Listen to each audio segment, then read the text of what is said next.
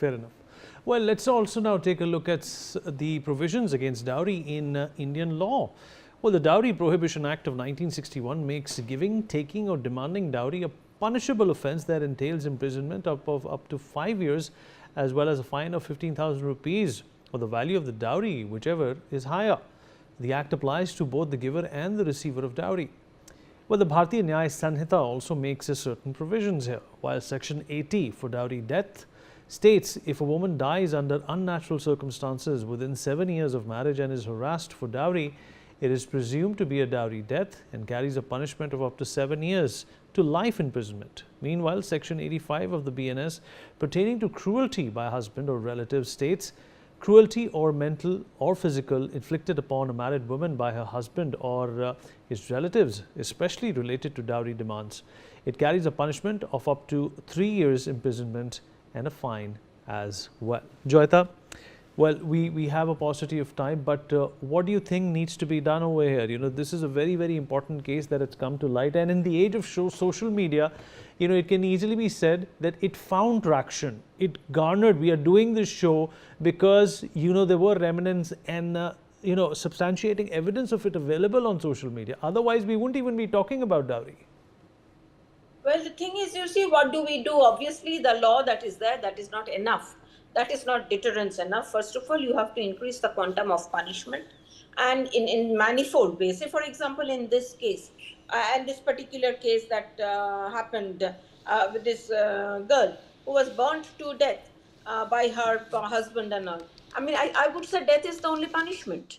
Okay, in this case, you see, when serious cases like this, treat them like the worst kind of murderers and just send them to the gallows. I mean, let us not get into things like, you know, death penalty and not.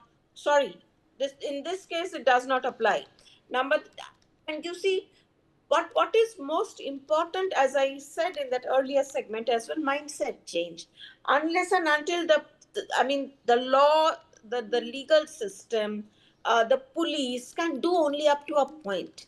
But you see, when the girl herself is taught that, listen, you do not have any value, that you do not, unless and until you are given, I mean, your value increases by however much, 3 lakh or 1 crore or 2 crores that I give, only that adds value to you. I think unless and until that is changed, unless and until the girls are taught that, listen, money is not how we decide your value, but for that, you know, that it is what you do.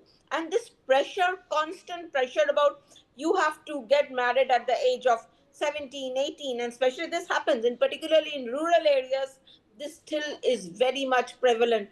अरे 18 साल हो जाएगी, उससे पहले तो शादी कर देना चाहिए. So unless and until there has to be work at the level of at the ground level. You know, government has been talking about so many schemes are there. You know, we are talking about Atmanirbhar Bharat, we are talking about all the Ujjwala scheme, this and that, Swachh Bharat, toilet building mission. Why not start something that you will not let your girl to get married until she is the age at least of 22 or 23. Absolutely. Unless and until, try to just get her into the system and to let her work for some time. Okay, so unless and until that is drilled into. Joyita, last question. Do you think this is a rural problem, this is an educated problem, or this is a pan-India problem? Listen, when it comes to giving and accepting dowries, when it comes to the educated families, dowries are given differently. It is not perhaps, but when it comes to the rural areas where these cases are primarily coming from, I would say this is definitely this is a huge problem in the rural areas. Fair enough. All right. Well, we've run out of time, but I appreciate everybody who joined in and